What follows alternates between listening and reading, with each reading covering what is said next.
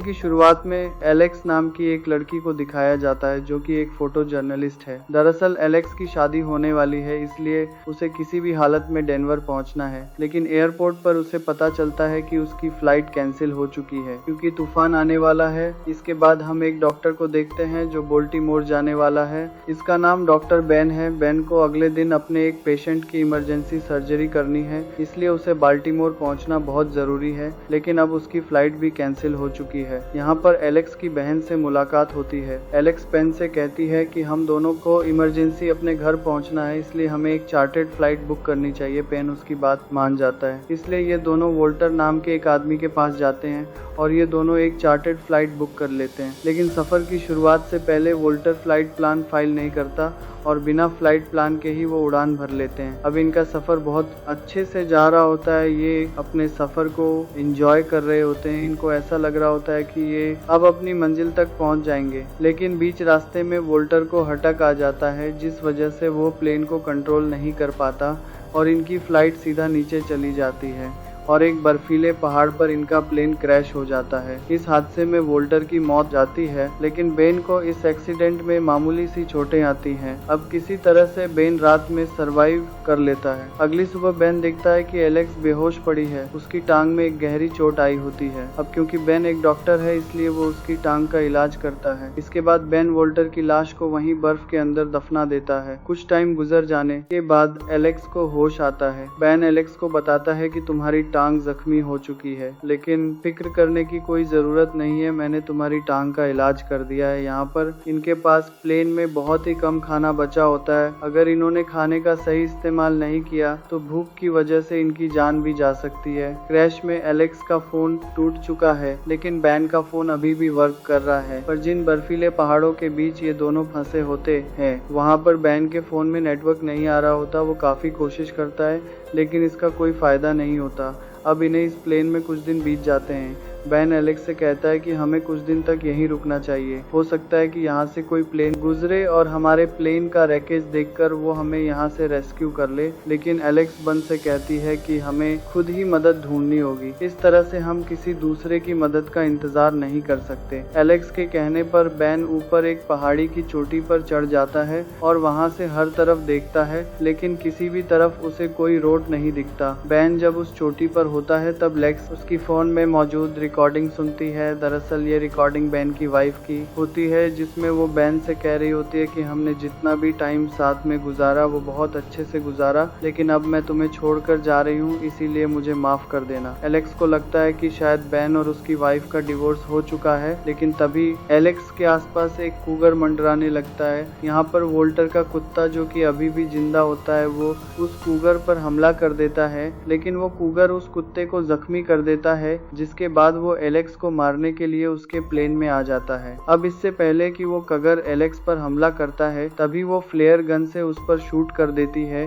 जिस वजह से उस कगर की मौत हो जाती है। गोली की आवाज सुनकर बैन नीचे एलेक्स के पास आता है। उसे ऐसा लगता है कि शायद एलेक्स ने खुद की जान ले ली, लेकिन एलेक्स को सही सलामत देखकर वो राहत की सांस लेता है। अब वोल्टर का कुत्ता जो जख्मी हो गया था, बैन उसके जख्मों का इलाज करता है और उसके बाद वो उस कूगर की बॉडी को अपने प्लेन में ले आता है। वीडियो में आगे बढ़ने से पहले आप सबसे रिक्वेस्ट है कि मेरे व्यूअर्स वीडियो तो देखते हैं, लेकिन चैनल को सब्सक्राइब नहीं करते और ना ही वीडियो को लाइक करते हैं, तो आप सबसे रिक्वेस्ट है कि मेरे चैनल को सब्सक्राइब और वीडियो को लाइक लाजमी से कर दिया करें। दरअसल इनके पास खाने की सप्लाई बहुत कम है, इसीलिए ना चाहते हुए भी इन्हें इसे खाना होगा और उसके बाद रात को ये उसे पकाकर खाते हैं। एलेक्स बैन से कहती है कि हम यहाँ पर ज्यादा देर तक नहीं रुक सकते, हमें इस पहाड़ी से नीचे उतरकर मदद ढूंढनी होगी, लेकिन यह बात बैन को पसंद नहीं आती। वो एलेक्स से कहता है कि हमें यहाँ से नहीं निकलना चाहिए, क्योंकि जब कोई मदद आएगी तो वो के पास ही आएगी और जब हम उन्हें यहाँ नहीं मिलेंगे तो वो वापस चले जाएंगे। लेकिन एलेक्स यहाँ नहीं रुकना चाहती, उसे किसी भी हालत में यहाँ से निकलना है, इसलिए अगली सुबह वो अपना सामान लेकर उस पहाड़ी से नीचे उतरने लगती है। वो अपने साथ वोटर के कुत्ते को भी ले जाती है। अब बेन की जब आंख खुलती है तो वो देखता है कि एलेक्स यहाँ पर नहीं होती। वो हर तरफ ढूंढता है, लेकिन उसका कुछ पता नहीं चलता। तभी उसे एलेक्स का नोट मिलता है जिसमें एलेक्स ने लिखा होता है कि मैं यहाँ पर नहीं बैठ सकती, इसलिए मैं नीचे जा रही हूँ। अगर मुझे कोई मदद मिली तो मैं तुम्हारे लिए भी मदद भेज दूंगी। नोट को पढ़ने के बाद बेन वहाँ पर नहीं रुकता।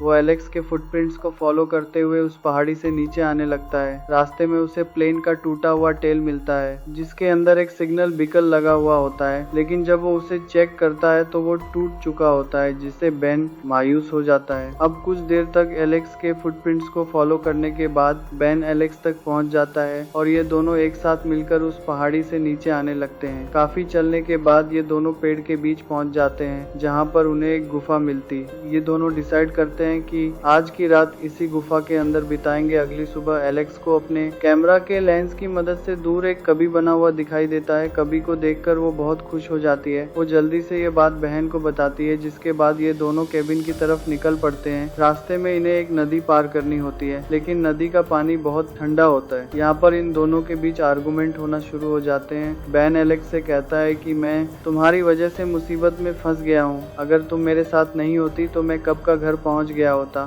सब कुछ ठीक होता। एलेक्स उसे कहती है कि तुम चाहो तो अभी भी मुझे छोड़कर जा सकते हो। मुझे पता है कि तुम मेरी वजह से मुसीबत में फंसे हो, इसलिए तुम जा सकते हो। लेकिन बेन उसे अकेला नहीं छोड़ता है। ये दोनों साथ में आगे बढ़ते हैं। अब इसके बाद एलेक्स एक जगह पर रुककर रेस्ट करती है और बेन केबिन तक पहुंच जाता है। अब जहां पर एलेक्स बैठी होती है उसके नीचे पानी होता है। वह पानी में गिर जाती है। तब बहन उसे देख लेता है और बहुत मुश्किल से वह एलेक्स को पानी से बाहर निकालता है। पानी बहुत ज्यादा ठंडा होने की वजह से एलेक्स बेहोश हो जाती है। बहन उसे उठाकर उस केबिन में ले आता है। वो उसे आग के सामने लाता है, जिस वजह से एलेक्स की बॉडी डिहाइड्रेट हो जाती है, इसलिए वो होश में नहीं आ रही होती। बैन को उस कबन में सांप का जहर निकालने वाली एक सुई मिलती है। वो सुई की मदद से एक आईवी बनाता है और एलेक्स की बॉडी को फिर से हाइड्रेट कर देता है, जिसके कुछ देर बाद उसे होश आ जाता है। अब बैन जब लकड़ियां तोड़ने के लिए बाहर जाता है तब एलेक्स उसके फोन में मौजूद रिकॉर्डिंग को फिर से सुनती है, लेकिन तभी बहन उसे रिकॉर्डिंग सुनते हुए देख लेता है। बहन उसे बताता है कि जिस तरह से वह सोचती है उस तरह से वह अपनी वाइफ से अलग नहीं हुआ था। वो दोनों शादी करके बहुत खुश थे, लेकिन शादी के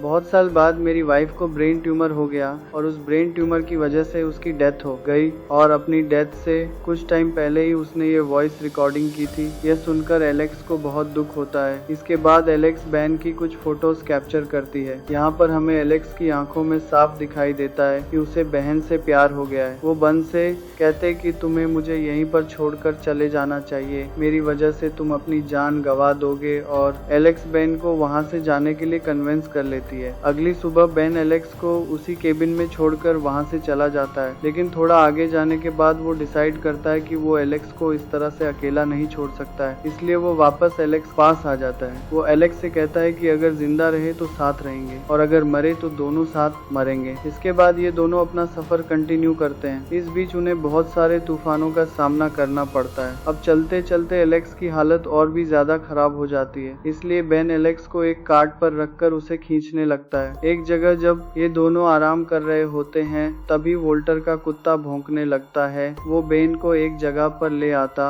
है जहाँ से बेन को जंगल के बीच एक टिम्बर योट दिखता है। अब बेन एलेक्स को खींचते हुए उस टिम्बर योट की तरफ बढ़ने लगता है, लेकिन जंगल में उसका पैर एक बियर ट्रैक में फंस जाता है और वो वहीं पर ही गिर जाता है। एलेक्स उसके पैर को आजाद करने की बहुत कोशिश करती है, लेकिन इसका कोई फायदा नहीं होता है। इसीलिए बेन उसे कहता है कि तुम्हें अकेले उस तक पहुंचकर मदद लानी होगी। इसके बाद एलेक्स बेन को वहीं पर छोड़कर टिम्बर जोड़ तक पहुंच जाती है। सामने उसे एक ट्रक आता हुआ दिखाई देता है और वो उस ट्रक के सामने ही बेहोश हो जाती है। अब इसके बाद जब बेन की आंख खुलती है तो वो अपने आप को हॉस्पिटल में पाता है। उसके साथ वाले कमरे में एलेक्स होती है। वो एलेक्स से मिलने के लिए चला जाता है। ये दोनों एक दूसरे को जिंदा देखकर बहुत ही खुश हो जाते हैं, लेकिन तभी वहाँ पर एलेक्स का फियांसी आ जाता है जिसके साथ एलेक्स की शादी होने वाली है। उसे देखकर बेन का दिल टूट जाता है क्योंकि उसे खुद इस सफर के दौरान एलेक्स से प्यार हो गया था। हॉस्पिटल से डिस्चार्ज होने के बाद और पूरी तरह से ठीक होने के बाद बेन अपनी ड्यूटी स्टार्ट कर देता है, लेकिन